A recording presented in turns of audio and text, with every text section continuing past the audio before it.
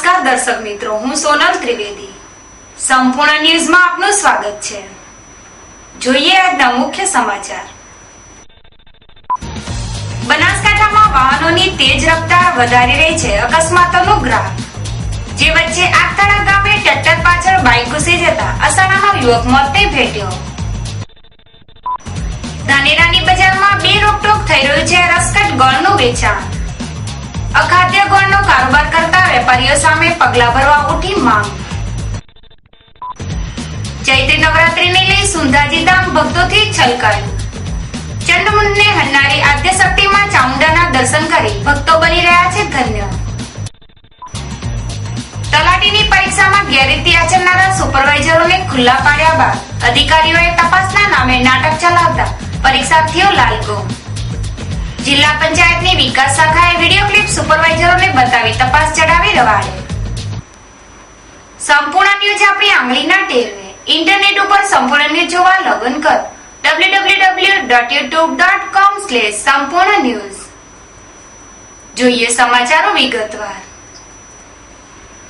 બનાસકાંઠા જિલ્લામાં જાણે અકસ્માતોની મોસમ જામી હોય તેમ એક બાદ એક ગમખ્વાર અકસ્માત સર્જાઈ રહ્યા છે, જેમાં અનેક નિર્દોષ જિંદગીઓ મોતની ચાદર ઓઢી રહી છે, તો કેટલાય લોકોને હોસ્પિટલોના બિસાને સારવાર લેવાની ફરજ પડી રહી છે.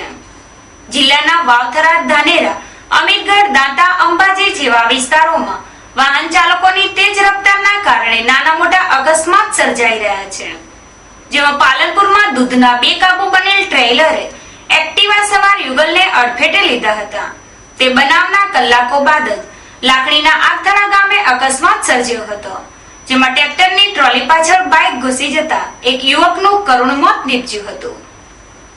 ગત રાત્રિના સમયે આગતાળા પોલીસ સ્ટેશન આગળથી પસાર થઈ રહેલ એક ટ્રેક્ટર પાછળ પૂર ઝડપે આવી રહેલ બાઇક ઘૂસી ગયું હતું. જોકે ટ્રેક્ટરની ટ્રોલી પાછળ રિફ્લેક્ટર લગાવેલ ન હોય બાઇક આગળ થતા ટ્રેક્ટર પાછળ ટકરાયું હતું, જેના કારણે સર્જાયેલા અકસ્માતમાં અસાણદા 25 વર્ષીય બાઇક ચાલક ખેમાભાઈ બાબુભાઈ ઠાકોરનું ઘટના સ્થળે જ કરુણ મોત નીપજ્યું હતું. જ્યારે બાઇક પાછળ બેસેલ એક વ્યક્તિ ઘાયલ થતા તેને નજીકની હોસ્પિટલમાં સારવાર અર્થે ખસેડાયો હતો. જ્યારે આ મામલે પોલીસે અકસ્માતનો ગુનો નોંધી બનાવની તપાસ હાથ ધરી છે. આ મોટાભાગના વાહનો પાછળ રેફ્લેટર લગાવેલા ન હોવાના કારણે રાત્રિના સમયે અકસ્માતો સર્જાતા હોય. અકસ્માતોને અટકાવવા માટે આરટીઓ અને પોલીસ તંત્ર દ્વારા સજાગતા દાખવવાની જરૂર છે. પાલનપુરમાં વાહન ચાલકો ખુલ્લેઆમ ટ્રાફિક નિયમોનો ભંગ કરી રહ્યા છે, તેમ છતાં પોલીસ તંત્ર ચૂપકીદી સેવી ખુલ્લી આંખે તમાશો જોઈ રહ્યા છે, જે પ્રજામાં પોલીસની ભૂમિકાને લઈને અનેક સવાલો ઉઠવા પામ્યા છે. ખાનગી વાહનોના ચાલકો કાયદાના દાયરામાં રહી વાહનો હંકારે તેની જવાબદારી જિલ્લા ટ્રાફિક પોલીસને સોંપવામાં આવેલી છે, પરંતુ જિલ્લાનું ટ્રાફિક તંત્ર તેની ફરજમાં સરેઆમ નિષ્ફળ નીવડ્યું છે, જેના કારણે વાહન ચાલકો ઘેટા બકરાની જેમ મુસાફરો ભરી ટ્રાફિક નિયમોનો છડેચોક ભંગ કરી રહ્યા છે અને ટ્રાફિક તંત્ર તમાશો જોઈ રહ્યું છે.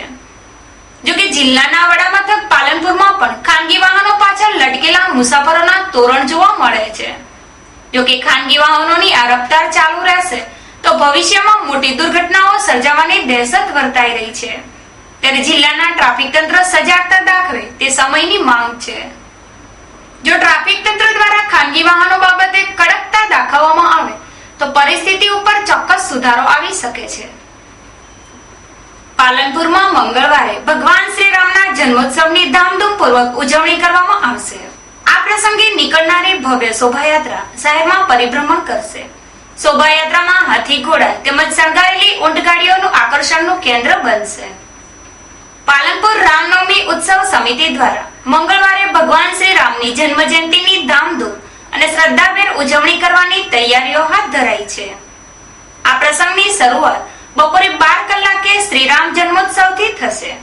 12:30 કલાકે મહાઆરતી અને રામઝુલા દર્શન, જ્યારે 1 કલાકે પ્રસાદ બાદ 2:30 કલાકે રામજી મંદિરથી શોભાયાત્રાને પ્રસ્થાન કરાવાશે અને શહેરના રાજમાર્ગો ઉપર પરિભ્રમણ કરશે. શોભાયાત્રામાં 2 ઘોડા, 2 રથ, 2 ઊંટગાડી અને 2 નાના હાથી આકર્ષણનું કેન્દ્ર બનશે. શોભાયાત્રામાં મોટી સંખ્યામાં ભક્તો જોડાશે. શોભાયાત્રા દરમિયાન પોલીસ દ્વારા ચુસ્ત બંદોબસ્ત જાળવવામાં આવશે, જ્યારે બપોરે 2:30 કલાકે શોભાયાત્રા પ્રસ્થાન થશે. રામજી મંદિરથી બપોરે 2:30 કલાકે શોભાયાત્રાને પ્રસ્થાન કરાવશે. શોભાયાત્રા ચુવારા ફળી, ત્રણબત્તી, હનુમાન શેરી, ગઠામણ દરવાજા, સંજય ચોક, ગુરુ નાનક ચોક, કીર્તિસ્તંભ, સિમલા ગેટ, દિલ્હી ગેટ થઈ રામજી મંદિર પરત ફરશે. આ સમયે રાજમાર્ગો જય શ્રી રામના નાદથી ગુંજી ઉઠશે.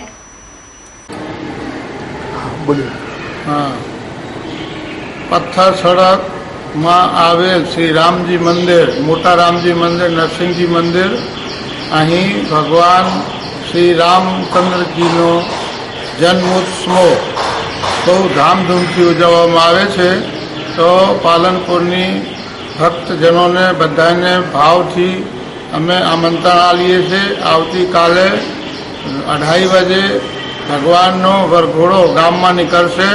તો વધારામાં વધારા ભક્ત લોકો અહીં હાજરી આપે અને ભગવાનની મહાઆરતી 12 વાગે થશે, મહાપ્રસાદ થશે.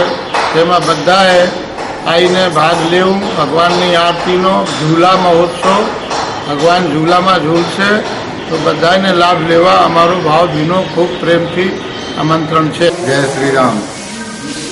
मोटा राम जी मंदिर पत्थर सड़क राम जन्म उत्सव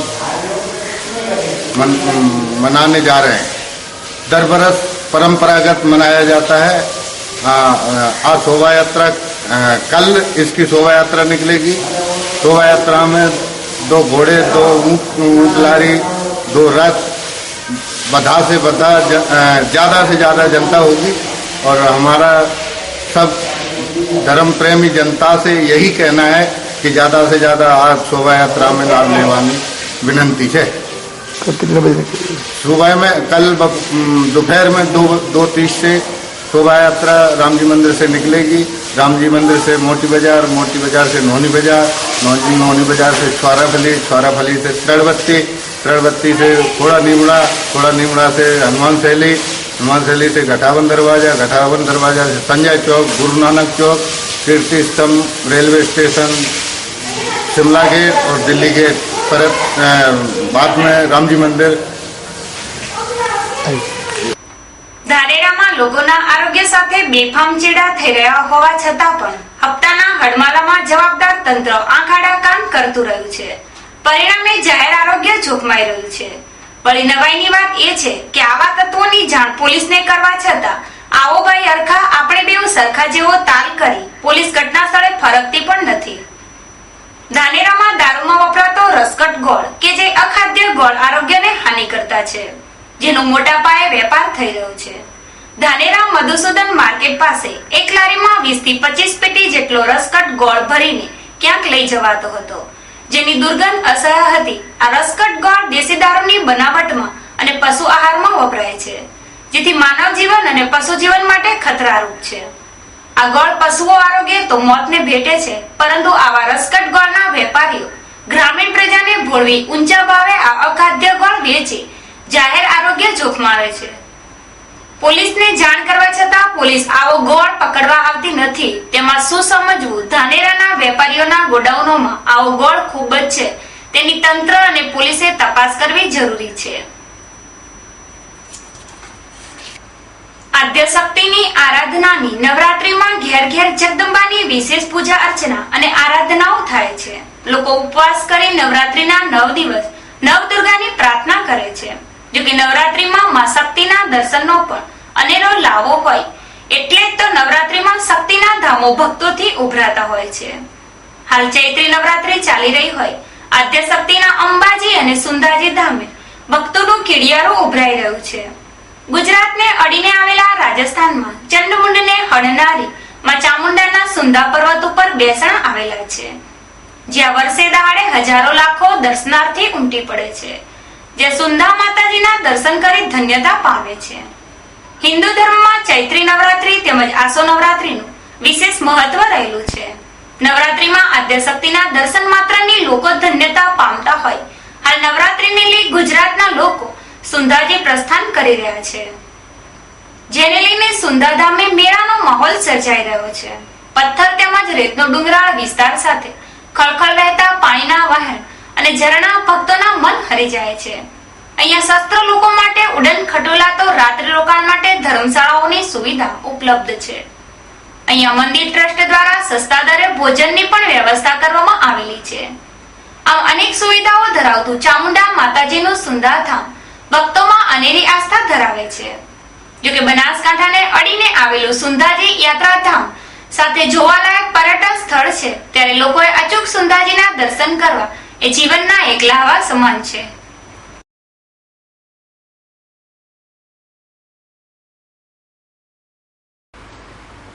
પ્રાથમિક શિક્ષણ વિભાગ દ્વારા પ્રાથમિક શાળાઓમાં ધોરણ 3 થી 8 ની વાર્ષિક પરીક્ષાનો પ્રારંભ કરવામાં આવ્યો છે, જેમાં પ્રાથમિક શાળાના નાના ભૂલકાઓ ઉત્સાહભેર કસોટી આપી રહ્યા છે.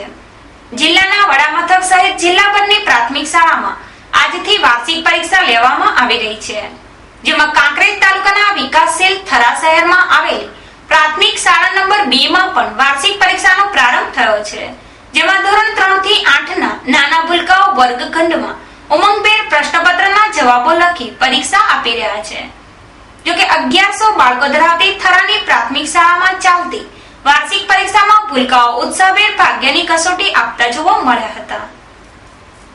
થરા પ્રાથમિક શાળા નંબર 2 માં આજે વાર્ષિક પરીક્ષા ધોરણ 3, 5, 6, 7 અને 8 ની શરૂ થઈ છે.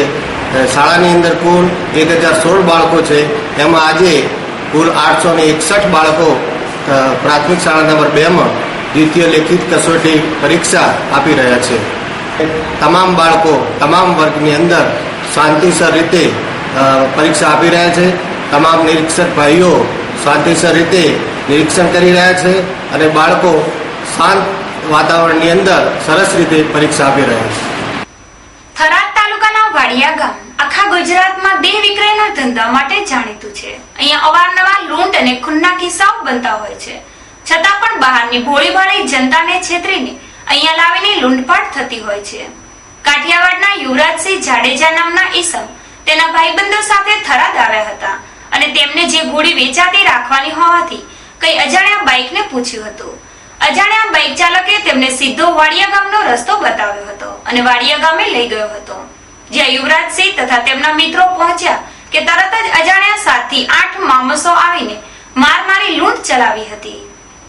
જેમાં અનવરભાઈ રહે પડધરે જિલ્લો રાજકોટના પાકીટમાંથી ₹5000 રોકડા તથા પ્રભુઆભાઈના ₹1000 રોકડા, યુવરાજના ₹6000 રોકડા પાકીટમાંથી તથા તેમની સ્વિફ્ટ ગાડીમાં પ્રભાતભાઈના પાકીટમાં રહેલા ₹1,50,000 કુલ મળી ₹2,46,500 ની લૂંટ કરી ફરાર થઈ ગયા હતા.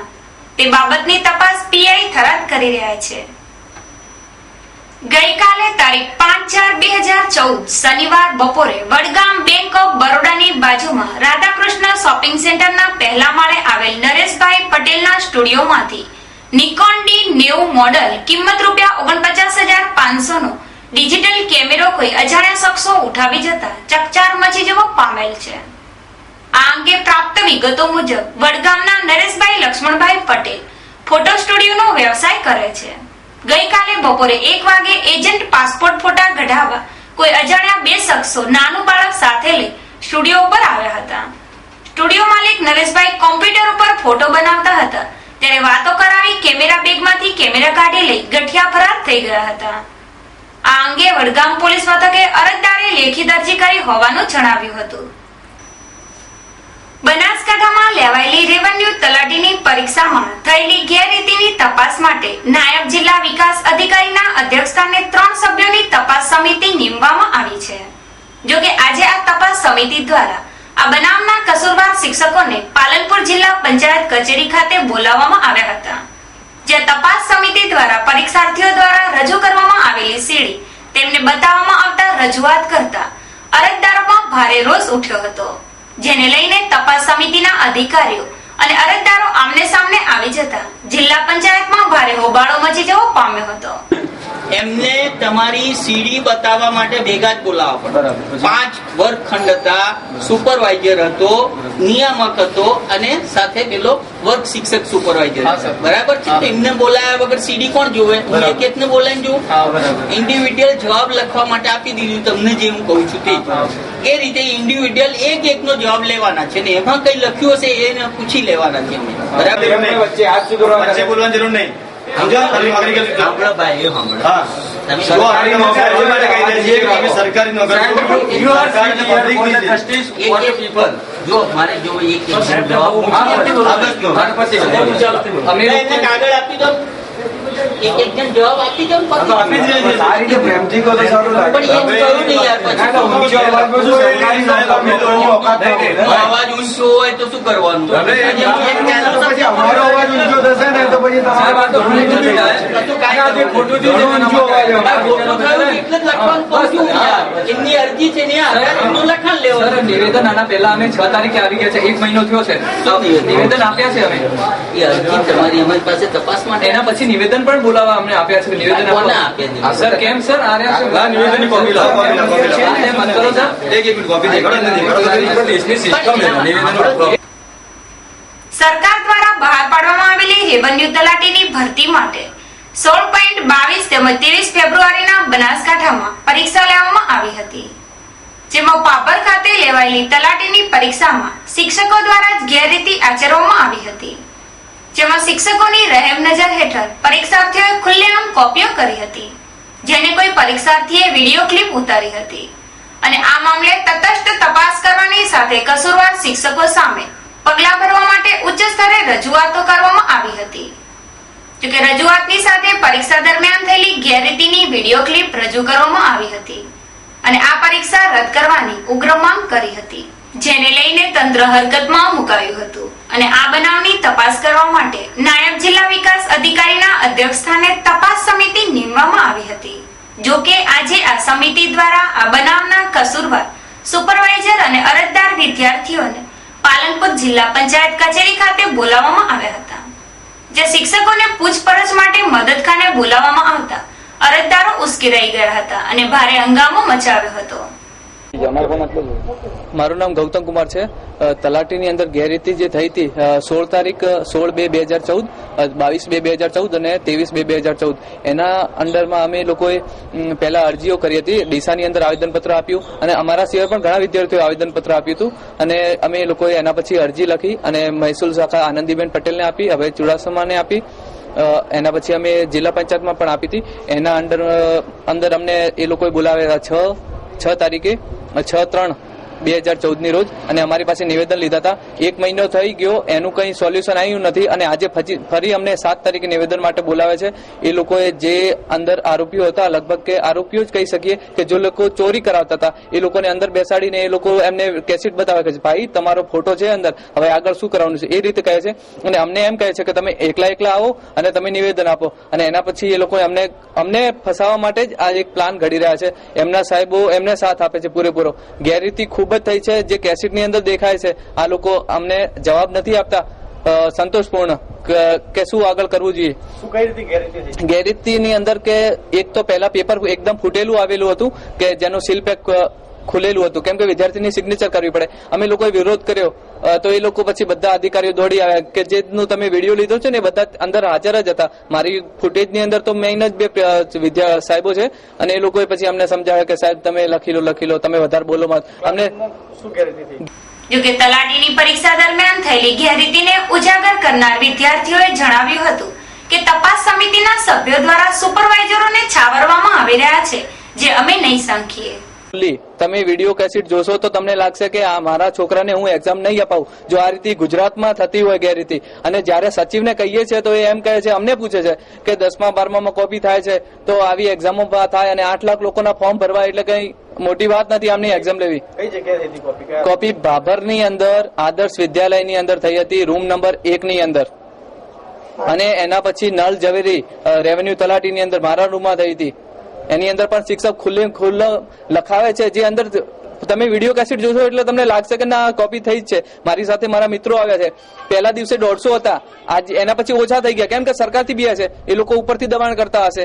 એ ડરે છે કે આ લોકો અમારું કામ નહીં કરે. આપની સાથે શું વર્તન કર્યું? એ લોકો વર્તન એમનું તો તમે વિડીયો કદાચ જોશો, એ લોકોનું તુચ્છ વર્તન હતું કે અમારી સાથે ઓછા અને એ લોકોની સાથે વધારે હતા. એમની સાથે જે રીતે કે અમારા આજે શું કર્યું છે? આજે અમે આવ્યા હતા, એ લોકોએ અમને બોલાવ્યા છે નિવેદન. અમને 1 વાગ્યાનો ટાઈમ આપ્યો. અમારી પાસે પ્રૂફ છે. તો 1 વાગ્યા પહેલા એ લોકોએ જે મારા રૂમની અંદર આરોપીઓ હતા એ બધાને બોલાવ્યા છે અને એના પછી અમને કે તમે નિવેદન એકલા આપો. આજે 1 વાગ્યો છે અને અત્યારે ટાઈમ કેટલો છે મોટા ભાઈ? 3 વાગ્યા છે. 2 કલાક છે. નિવેદન લેવા તૈયાર નથી. એકલા આપો એ રીતે ધમકીઓ આપે છે. બીજું કઈ એમને કઈ કરવું નથી. આમ ભાભરમાં તલાટીની પરીક્ષામાં થયેલી ગેરરીતિના મામલામાં તપાસ સમિતિ સામે પણ શંકાની સોય સેવાય છે. ત્યારે કલેક્ટર આ બાબતે તટસ્થ તપાસ કરાવે તે જરૂરી છે. ફરી એક નજર આજના મુખ્ય સમાચાર ઉપર. બનાસકાંઠામાં વાહનોની તેજ રફતાર વધારી રહી છે અકસ્માતોનો ગ્રાફ. જે વચ્ચે આગતાળા ગામે ટ્રેક્ટર પાછળ બાઇક ઘૂસી જતા અસાણાનો યુવક મોતને ભેટ્યો. ધાનેરાની બજારમાં બે રોકટોક થઈ રહ્યું છે રસકટ ગોળનું વેચાણ. અખાદ્ય ગોળનો કારોબાર કરતા વેપારીઓ સામે પગલા ભરવા ઉઠી માંગ. ચૈત્રી નવરાત્રીને લઈ સુંધાજી ધામ ભક્તોથી છલકાયું. ચંડમુંડને હરનારી આદ્યશક્તિમાં ચામુંડાના દર્શન કરી ભક્તો બની રહ્યા છે ધન્ય. તલાટીની પરીક્ષામાં ગેરરીતિ આચરનારા સુપરવાઇઝરોને ખુલ્લા પાડ્યા બાદ અધિકારીઓએ તપાસના નામે નાટક ચલાવતા પરીક્ષાર્થીઓ લાલગુમ. જિલ્લા પંચાયતની વિકાસ શાખાએ વિડીયો ક્લિપ સુપરવાઇઝરોને બતાવી તપાસ ચડાવી રવાડે. આ હતા અત્યાર સુધીના સમાચાર. વધુ સમાચાર સાથે ફરી મળીશું. નમસ્કાર.